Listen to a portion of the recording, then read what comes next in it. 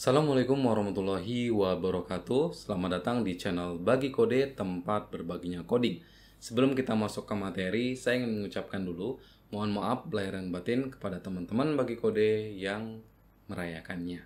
Oke, langsung aja kita mulai videonya. Oke teman-teman, pada video sebelumnya kita udah bahas mengenai apa itu roadmap Android. Nah, pada video kali ini kita bahas lebih spesifik lagi untuk newbie ya. Ya, kita mulai dari Androidnya dulu. Mohon maaf banget kalau misalnya ada noise di luar ya. Soalnya lagi banyak banget bocah di luar. Oke, masuk lagi ke tentang Android tadi. Apa sih yang dimaksud dengan Android? Android adalah sebuah sistem operasi. Ini mirip kayak kalian main di komputer, ada Windows, ada Mac OS, ada variannya si Linux, misalnya kayak Ubuntu, Lubuntu, Met, dan sebagainya.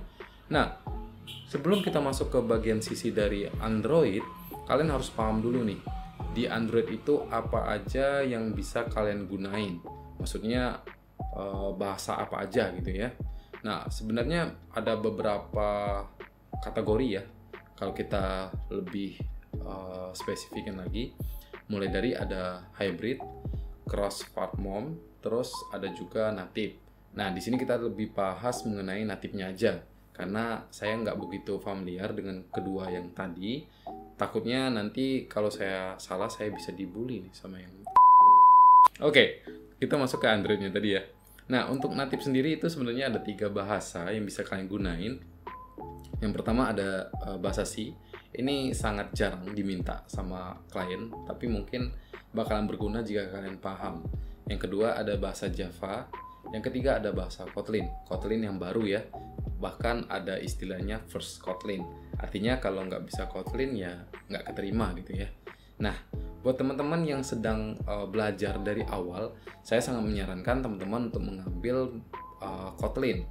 Karena Kotlin udah banyak banget tutorialnya, dan memang sih Java lebih banyak ya, karena Java lebih awal datangnya. Tapi tenang aja, di Bagi Kode itu juga udah ada kelas yang bakalan mengajarin kalian bagaimana cara menjadi seorang programmer mulai dari beginner, intermediate, dan advance. Oke, jadi itu ya pengertian dari Android. Jangan sampai salah.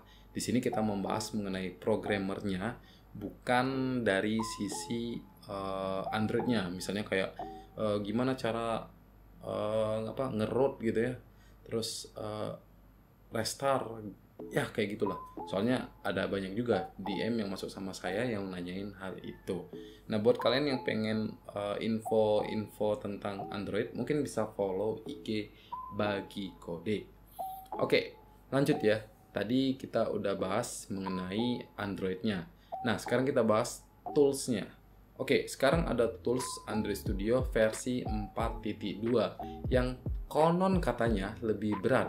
Bahkan di websitenya yang tadinya minimum RAM-nya 4GB berubah jadi 8GB.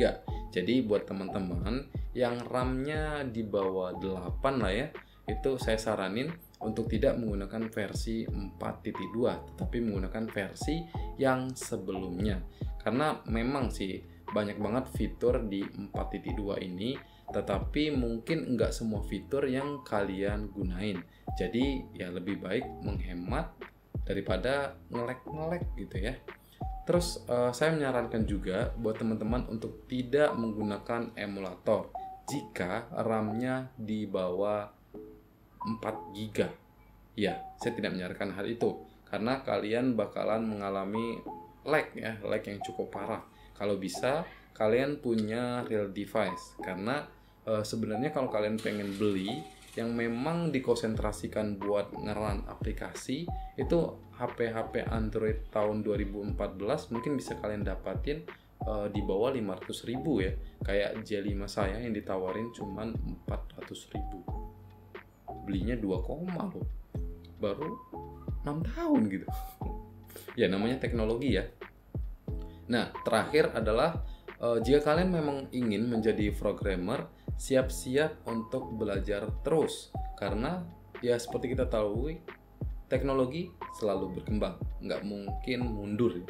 teknologi pasti selalu berkembang. Yang mungkin bisa kalian ambil pelajarin, misalnya tadi kita cuman paham bahasa Java, terus Kotlin keluar, kita mau nggak mau harus belajar Kotlin, karena ya inilah fitur yang baru dari si Google untuk membahas Android ini.